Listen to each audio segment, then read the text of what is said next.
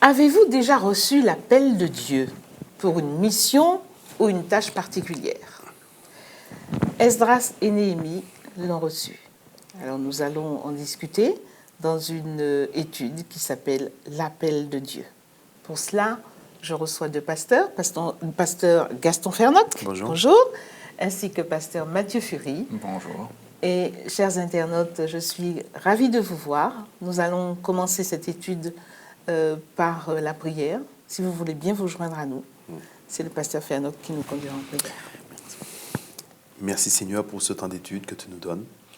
Nous réclamons alors la présence de ton Esprit Saint, Seigneur, et inspire-nous et qu'au cours de ce moment, que ton nom seul soit glorifié au nom de Jésus. Amen. Amen. Amen. Lors de la première étude, nous avions eu une vue d'ensemble sur l'époque et les circonstances de la venue d'Esdras et des deux premiers retours d'exil. La deuxième étude nous avait fait part du rôle joué par Néhémie dans la construction de la muraille de Jérusalem. Aujourd'hui, nous allons nous concentrer sur l'appel de Dieu. Alors, tout d'abord, première question, l'appel d'Esdras. Comment a-t-il été appelé? Nous savons qui est Esdras, mais comment a-t-il été appelé et comment a-t-il distingué cet appel? Pasteur Fernoc? D'accord. Alors, comment a-t-il été appelé? Comment a-t-il distingué? Alors, d'ailleurs, lorsqu'on lit le chapitre 7, ce qui fait qu'Esdras comprend et entend l'appel, c'est parce qu'Esdras a d'abord, au préalable, une relation avec Dieu. C'est un homme qui a bâti une relation profonde avec Dieu, un homme qui s'applique à étudier, que au cours, effectivement, de cette relation, Dieu, en tout cas, a touché son cœur. Dieu l'a éclairé pour la mission qu'il avait à accomplir. Alors, il faut préciser aussi que Dieu rend Esdras capable aussi d'accomplir cette tâche. On ne reçoit pas cet appel en étant assis chez soi et puis parce qu'on a envie de faire, on le fait, mais c'est parce que cet homme s'était appliqué à connaître quelle est la volonté de Dieu à son égard, ce que Dieu attend au travers de sa parole, et que Esdras fut appelé. Alors, il faut préciser aussi que c'est Dieu qui appelle. Très souvent, on a l'impression que parfois les gens on peut dire, s'autoproclament missionnaires ou s'autoproclament prophètes ou s'autoproclament pasteurs, mais c'est Dieu qui appelle. Dieu appelle, et lorsque Dieu appelle, Dieu donne les moyens, Dieu rend capable. Et Esdras a été le cas. Dieu l'a appelé, bien sûr, il était déjà dans cette relation avec Dieu, Dieu l'a fermé dans cette relation, et Dieu l'a rendu capable d'accomplir cette tâche qu'il avait à accomplir. À cela, j'ajouterai un autre élément, c'est que Esdras disposait d'un formidable héritage spirituel. N'oublions pas que Esdras est prêtre, il vient d'une famille de prêtres. Oui, d'accord. Alors si vous me permettez, on va lire quelques versets qui vont nous éclairer tout de suite sur la noblesse, je dirais, de la famille d'Esdras. Après ces choses, au chapitre 7, sous le règne d'Artaxerxès, roi de Perse, vint Esdras. Et là, on nous dit, fils de Séraja, fils d'Azaria, fils d'Ilkija, de Shaloum, de Tsadok, qui était prêtre au temps de Salomon, fils d'Achitouf, d'Amaria, d'Azaria, de Merajot, de Zerakia, Uzi, Bouki, Abishua, bref, Phiné, Éléazar et Aaron. Vous voyez? Donc, c'est un fils d'Aaron, fils d'Éléazar, hein, là, quand je redescends dans l'autre sens, et fils de Phiné, des hommes fidèles, Aaron, le frère de Moïse, premier grand prêtre en Israël. Donc, pourquoi je dis ça? C'est parce que je crois que la famille joue aussi un rôle important. Je suis responsable des mystères de la famille.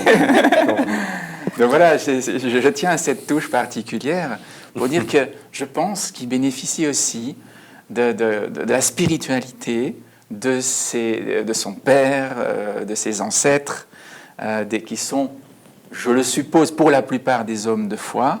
En tout cas, ça a joué dans le positionnement d'Esdras, dans l'intérêt qu'il a donné lui-même à la parole de Dieu, et ensuite l'appel qu'il a reçu. C'est un appel particulier. J'aimerais quand même apporter une précision. C'est vrai, c'est clair qu'il y a l'influence de la famille. l'éducation spirituelle qu'on donne à la famille, mais c'est quand même pas héréditaire. Ah non, non. D'accord, c'est pas héréditaire parce qu'il faut le garder. Esdras aussi avait sa part à faire à garder cet héritage. Je le dis parce que certaines personnes risquent de penser que, ok, ils ont leur fils ou leur fille n'ont pas suivi effectivement cet héritage spirituel parce que en grandissant, effectivement, les hommes et les femmes peuvent faire leur choix. On a des exemples dans la Bible. Oui, par on a exemple, des exemples, j'ai l'exemple des fils d'Élie. On a l'exemple même des fils de Samuel. des fils de Samuel, ce grand prophète qui, je suis convaincu que Samuel a accompli sa tâche. Mais c'est vrai. Il faut le reconnaître. Esdras, certes, avait cet héritage, mais ce qui fait la différence, c'était sa volonté de garder, mais aussi d'appliquer son cœur, effectivement, à rester entre les mains de Dieu. Parce que c'est pas héréditaire, en fait. Oui, bien sûr. L'appel de Dieu n'est pas héréditaire, mais il y a un contexte. Tout à fait. Le contexte est important. Tout à fait. Et le fils ne sera pas appelé à faire ce qu'a fait son père. L'appel est différent. Ceci dit, bon, dans le plan de Dieu, on le verra dans un instant, tout le monde est appelé à accomplir ne serait-ce qu'une tâche, à réaliser une mission spécifique. Mais voilà, je montre par là que l'éducation a son importance. À sa place. Tout à fait, absolument. Ça n'empêche pas l'enfant de prendre un autre chemin, évidemment. Mais est-ce qu'il faut quand même qu'il y ait un prérequis? Parce qu'on voit que Esdras avait déjà une certaine... avait une éducation. Mais est-ce qu'il faut un prérequis, des dispositions particulières pour avoir l'appel de Dieu? Non, il n'y a pas besoin de prérequis. Moi, je pense que l'appel de Dieu vient... D'abord, il y a l'appel au salut, et la personne qui rencontre Jésus, à ce moment-là, le Seigneur prépare cette personne à une tâche spécifique, à une mission spéciale. Dire qu'il y a besoin de prérequis, c'est dire que c'est de fermer la porte à d'autres qui n'ont pas ce bagage, cet héritage spirituel, et de laisser une grande porte pour ceux. Non, il n'y a pas de prérequis. Bon, je mettrai une nuance, sans contredire mon collègue Gaston. Le minimum, c'est d'être capable d'entendre l'appel. Voilà. Tout à fait. C'est-à-dire que s'il y a un appel, c'est que je suis capable de l'entendre. C'est donc que je suis sensible à la voix de l'Éternel. C'est que cette voix résonne en moi. C'est qu'elle touche en moi une corde sensible. Il y a des gens qui n'entendent pas l'appel de Dieu. Et par conséquent sont incapables d'y répondre. Esdras était en mesure d'entendre cet appel. Et il était heureux de pouvoir servir son Dieu. Et donc il s'est levé, il a accompli sa mission. Parlons maintenant de Cyrus, qui lui n'a pas été élevé dans une famille craignant Dieu, et qui pourtant a reçu un appel. Tout à fait, absolument. Tout à fait. Et qui y a répondu. Alors, quelles ont été les prophéties à l'origine de cet appel? Comment ça s'est passé? Et qu'est-ce qu'on peut en tenir? Qu'est-ce qu'on peut en retenir? Il y a eu la prophétie de Jérémie, nous l'avons dit. La prophétie de Jérémie et celle de Daniel aussi. Alors, pouvez-vous rappeler les prophéties qui ont abouti à la publication des décrets des différents rois concernant la restauration du peuple juif? Et ensuite, nous verrons l'appel. Il y a une prophétie qu'il faut connaître, c'est la prophétie des 70 années, on pourrait dire, de captivité. Pendant 70 ans, le peuple est resté captif de ses ennemis, on pourrait dire comme ça, les Babyloniens. Et cela selon la parole de l'Éternel confiée à son prophète Jérémie. Donc on trouve cette parole en Jérémie, on peut en lire une des deux, Jérémie 25, 11 et Jérémie 29, 10. Donc c'est répété deux fois. On peut lire dans le chapitre 25 par exemple, au verset 11. Et cela, donc ce qui s'est passé là, la ruine du pays n'est que la conséquence de l'apostasie. Des différents rois qui se sont succédés et qui ont conduit donc le peuple dans le peuple juif. Voilà, dans la difficulté. Tout ce pays deviendra une ruine, un désert, et ces nations seront asservies au roi de Babylone pendant 70 ans.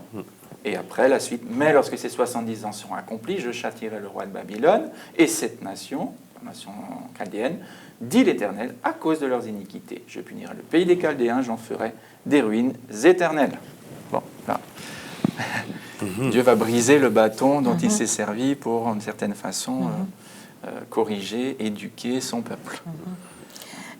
Parmi les décrets royaux, parce que nous avons vu qu'il y a différents rois qui se sont succédés, il y a eu plusieurs décrets. Oui.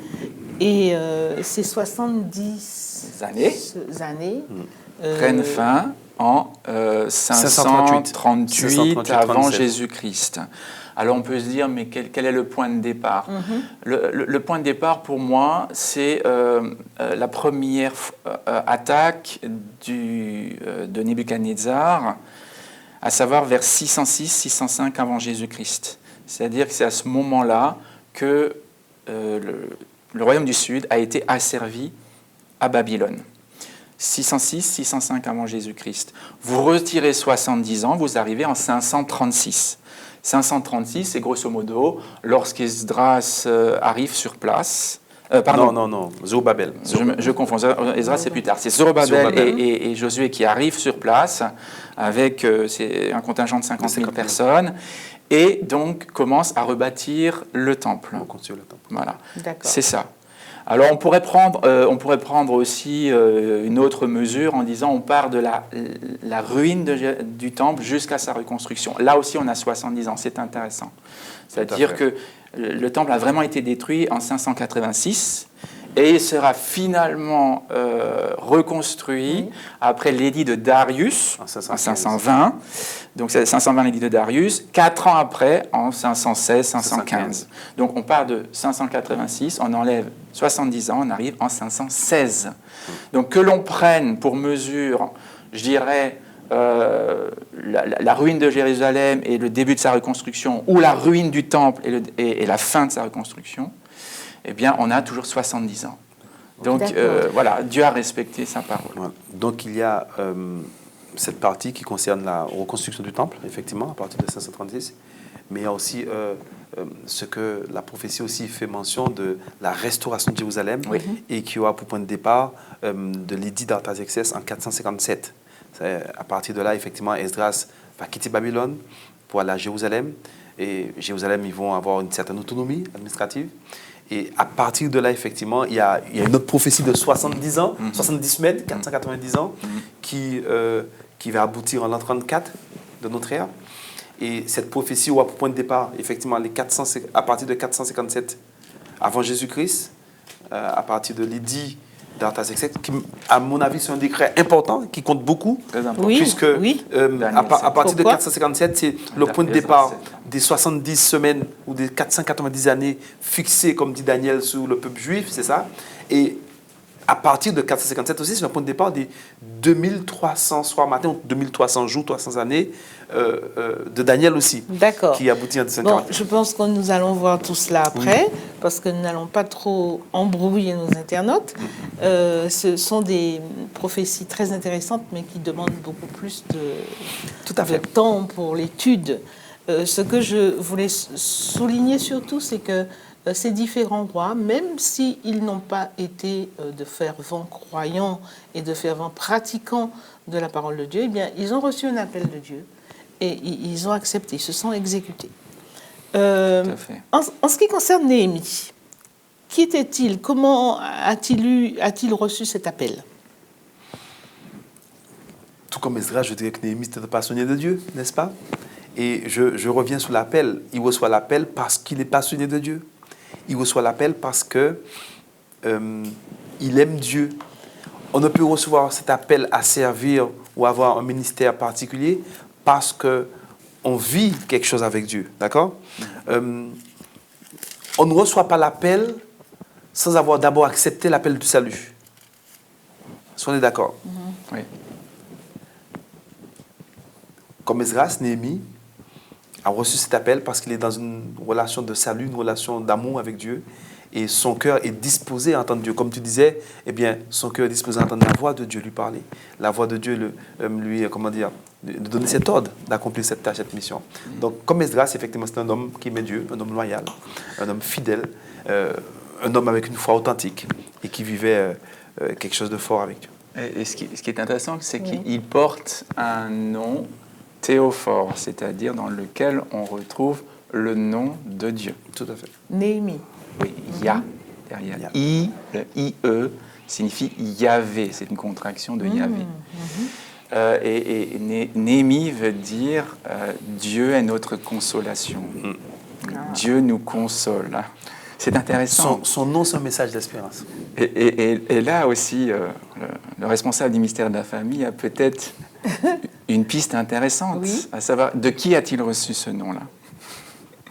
De ses parents, qui n'ont pas donné à leur enfant, je dirais, un nom usuel chez les Babyloniens. Par exemple, vous avez dans le récit d'Esther 2 noms de juifs qui sont des noms issus, je dirais, de la culture babylonienne. Mardoché, qui vient de Marduk, le nom d'un dieu babylonien, et Esther, qui vient d'Ishtar, qui est aussi une divinité babylonienne. Donc, peu importe, la signification d'Esther, c'est joli aussi, c'est l'étoile.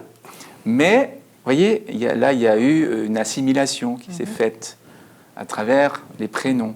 Mais dans le cas de Néhémie, on sent qu'il y a de la résistance de la part des parents et quelque part, ils attendent la consolation de l'Éternel. Est-ce qu'il n'y aurait pas aussi là, en tout cas, dans le cadre de Néhémie, une éducation favorable? Tout à fait, absolument. Qui permet à Néhémie de devenir un homme capable, qui permet à Néhémie d'entrer dans la cour du roi et de devenir un confident. Parce que les chansons du roi, c'était quand même sa tâche, c'était d'offrir la coupe au roi. Vous vous rendez compte de la confiance que le roi devait placer en Néhémie, parce que c'est Néhémie qui lui tendait sa coupe. Or, on savait qu'à l'époque, il y avait des moyens d'empoisonner le souverain, d'empoisonner un ennemi. Et Néhémie garantissait au roi que le vin, que la boisson qui lui tendait était... Et pour aller dans ce sens, il y a une leçon pour nous juifs, parce que parfois, en tant que parents, nous avons toujours tendance à limiter nos enfants à tel métier. Nos enfants n'ont pas le droit d'être un avocat, ils n'ont pas le droit d'être un magistrat. Voilà. Et ici, il est dans la cour du roi, les chansons du roi. Et donc, je crois qu'il nous faut donner l'éducation selon Dieu, selon le cœur de Dieu, et puis laisser le Seigneur agir dans la vie de nos enfants, afin qu'ils puissent être des instruments puissants et efficaces dans les mains de Dieu. Néhémie, effectivement, je suis convaincu qu'il a reçu effectivement l'éducation dont tu as parlé, mais après, voilà, le Seigneur a fait son travail dans sa vie, voilà. C'est-à-dire qu'on peut être fidèle, honnête. Tout à fait, tout à fait. Et ce qui est intéressant, c'est un homme très énergique aussi, on le verra par la suite, quand il prend des décisions, oula. il va jusqu'au bout de ce qu'il entreprend. C'est vraiment un homme d'action, Néhémie. D'ailleurs, on pourrait même le comparer à Esdras. Esdras est plus, je dirais, plus contemplatif. Il est plus mélancolique, je dirais, dans sa façon de vivre les choses. Dans un temps de crise, par exemple, Esdras va pleurer. Et on verra plus tard dans l'étude du livre, et va recevoir le soutien et l'encouragement des gens qui l'entourent. Alors que Néhémie, lui, va se fâcher et va tout de suite passer à l'action.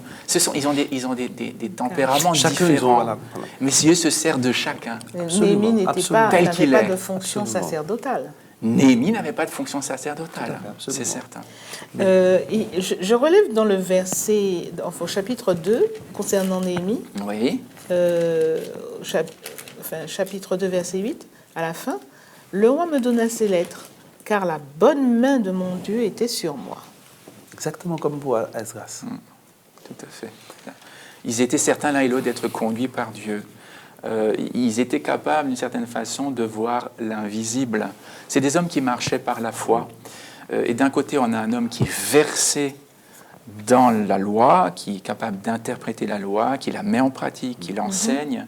Et de l'autre côté, on a un homme qui a de l'influence auprès des grands de l'époque, qui est au service du roi, au service d'Artaxerxès, dans la capitale, et qui est un homme de prière. Et qui est un homme de prière. Oui, tout à fait. Parce que la première réaction, quand il apprend que les murailles sont en ruine, il prie. Il prie. Ce que j'aimerais préciser, c'est que en entendant cette phrase, la bonne main de son Dieu était sur lui. C'est pareil pour Esdras. Hein. Cela me fait comprendre que lorsque nous sommes de tout cœur avec Dieu, Dieu dispose même le cœur de nos ennemis. Alors, je ne veux pas dire que le roi c'était l'ennemi de Néhémie, mais en tous les cas, Dieu dispose le cœur d'un roi païen. Je suis en train de me dire, nous servons aujourd'hui le même Dieu. La Bible nous dit qu'il est le même hier, aujourd'hui et demain. Alors, si aujourd'hui nous n'avons pas ce type de faveur de Dieu sur le cœur de ces hommes, que se passe-t-il? Est-ce que c'est Dieu qui a changé ou est-ce que nous, on a la bonne main de Dieu sur nous? Ça, c'est important. Il nous faut réfléchir à ça. Néhémie, Esdras, ils ont accompli leur temps, leur tâche. Et ce que Dieu a accompli par Néhémie, probablement qu'il veut le faire au travers de son peuple aujourd'hui, son Église. Peut-être qu'il nous faut revoir les choses, il nous faut revoir peut-être notre relation avec Dieu. Est-ce que vraiment la bonne main de Dieu est sur nous pour que des portes puissent s'ouvrir, comme pour Néhémie? Alors, j'aimerais vous soumettre un texte. Nous pouvons passer une minute pour répondre, 1 ou 2 minutes, dans Romains 8, versets 28 et 29. Romains 8, versets 28 et 29. Romains 8. Et vous allez me dire ce que vous en pensez, comment il faut le comprendre. Romains 8, versets 28 et 29, peut-être 30 aussi. Alors, nous savons du reste que toute chose concourt au bien de ceux qui aiment Dieu, de ceux qui sont appelés selon son dessein. Ceux qui sont appelés selon son dessein. Car ceux qu'il a connus d'avance, il les a aussi prédestinés à être semblables à l'image de son Fils, afin que son Fils fût le premier-né entre plusieurs frères. Et ceux qu'il a prédestinés, il les a aussi appelés. Et ceux qu'il a appelés, il les a justifiés. Et ceux qu'il a justifiés, il les a aussi glorifiés. Alors, on parle d'appeler, de prédestiner, de choisir. Est-ce que il faut comprendre que Dieu choisit ceux qui sont sauvés? Alors, là, dans ce texte, moi, je distingue 2 appels. Tout d'abord, l'appel de Dieu à l'humanité au salut. C'est-à-dire qu'il les appelle, il les prédestine à être l'image de son Fils. Toute la race humaine est appelée au salut, car Dieu a tant aimé le monde, pas une partie de personne, afin que quiconque croit, voilà. Là, c'est ce que Paul dit. Maintenant, il y a l'appel où Dieu appelle à une tâche spécifique, à une mission. Oui, à une tâche spécifique. Par exemple, Néhémie, Esdras, ces 2 hommes ont été appelés à une tâche spécifique. Mais la mission de Néhémie n'est pas forcément ma mission, ni ta mission. Mais Dieu, après l'appel du salut, appelle chaque aussi personne à une tâche, puisque la Bible dit que Dieu donne des dons et des talents à chaque croyant. C'est 2 choses différentes. C'est 2 choses. Donc il y a l'appel au salut qui est pour tous les hommes. Alors qu'on se rassure, Dieu appelle tous les hommes, toute la race humaine au salut, à être à l'image du Fils de Dieu, Jésus-Christ. Et ensuite, Dieu, en fonction des capacités, des dons et des talents qu'il donne, appelle telle ou telle personne à une tâche spécifique, à une mission spécifique. Alors, je vais poser une question. Je peux aller un peu plus loin. Dans la même épître, au chapitre 12, l'apôtre Paul dira donc que ceux qui sont sauvés sont intégrés au peuple de Dieu, qui est représenté par le corps du Christ. Tout à fait. Et il dit, comme nous avons plusieurs membres dans un corps, que tous n'ont pas les mêmes fonctions, ainsi, nous qui sommes plusieurs, nous formons un seul corps en Christ, nous sommes tous membres les uns des autres, et nous avons reçu des dons différents, donc des appels aussi différents. Ce sera confirmé dans son épître aux Corinthiens, la première, au chapitre 12. Savoir que nous avons reçu des appels différents, donc des ministères différents. Mais comment, justement, reconnaître cet appel? Est-ce que cet appel vient de Dieu? Tu parles d'appel ministère ou l'appel au salut? L'appel ministère. D'accord. Parce que nous avons vu que de toute façon, tout le monde est appelé au salut. Alors oui, tout le monde est appelé au salut, mais je reviens sur le texte de Romains 8, 28 à 30. Oui. Tu as posé une question importante. Il a dit, Dieu a-t-il choisi ceux qui seront sauvés? Dieu les a-t-il choisis par avance? Donc, est-ce que c'est Dieu qui a séparé les uns d'avec les autres de manière arbitraire? Le texte ne dit pas qu'il les a choisis, le texte dit qu'il les a connus. Cette nuance est très importante. Bien sûr, Dieu appelle tous les hommes au salut. Dieu veut que tous les hommes soient sauvés, parviennent à la connaissance de la vérité. En Jésus-Christ, potentiellement, tous les hommes sont sauvés. Mais tous n'acceptent pas le salut. Oui. Et Dieu connaît ceux qui l'acceptent, le salut. Hein? Je dis volontairement au présent parce que ça peut être du passé, du présent ou du futur. Mais Dieu connaît tous ceux qui acceptent le salut. Et donc, ceux qu'il a connus d'avance, à savoir ceux qui acceptent le salut, eh bien, il les prédestine à devenir semblables à l'image de son Fils. C'est-à-dire, à partir du moment où tu entres dans le salut, il se passe quelque chose dans ta vie. Il y a une transformation. Déjà, il y a une transformation de ton caractère. Ton caractère est transformé à l'image du caractère du Fils de Dieu. D'accord. Jésus, notre exemple, celui qui a donc tracé un chemin pour chacun de nous, hein, qui est devenu le premier-né donc, de beaucoup de frères. Donc, nous sommes incorporés dans la famille de Dieu. Et nous sommes appelés à, effectivement, refléter l'image de Dieu, l'image de son Fils. Et ceux qui sont prédestinés, effectivement, vont devenir justes et seront glorifiés. C'est le chemin de tout enfant de Dieu. Hein. Être justifié, on pourrait ajouter sanctifié, puis finalement glorifié. Hein, les trois étapes un peu caricaturales du salut. En tout cas, il y a un point important, qu'il faut insister dessus, effectivement, et j'appuie ce que tu dis. C'est vraiment le fait de préciser, parce qu'il y a trop de personnes aujourd'hui dans ce monde qui pensent que Dieu a choisi ces gens, Dieu a choisi ceux qui veulent être sauvés, cette doctrine de la prédestination. Et c'est bien d'insister là-dessus, et au risque de répéter des choses évidentes, Dieu appelle toute la race humaine au salut en Jésus. Tu as bien dit, potentiellement parlant, juridiquement parlant, toute la race humaine est sauvée en Jésus-Christ. Cependant, la Bible dit que c'est une grâce, un cadeau. Donc, seuls ceux qui acceptent ce cadeau bénéficient de cela. Si demain je t'achète un cadeau et que j'ai acheté le cadeau il est là, mais que toi tu n'acceptes pas ce cadeau, ce n'est plus une réalité pour toi, mais le cadeau était là quand même.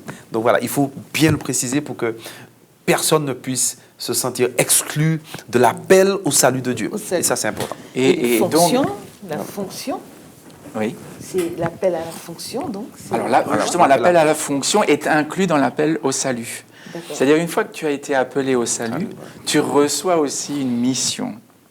Tu reçois l'Esprit de Dieu qui te communique un don, c'est-à-dire une capacité. Et cette capacité, tu la mets au service de Dieu.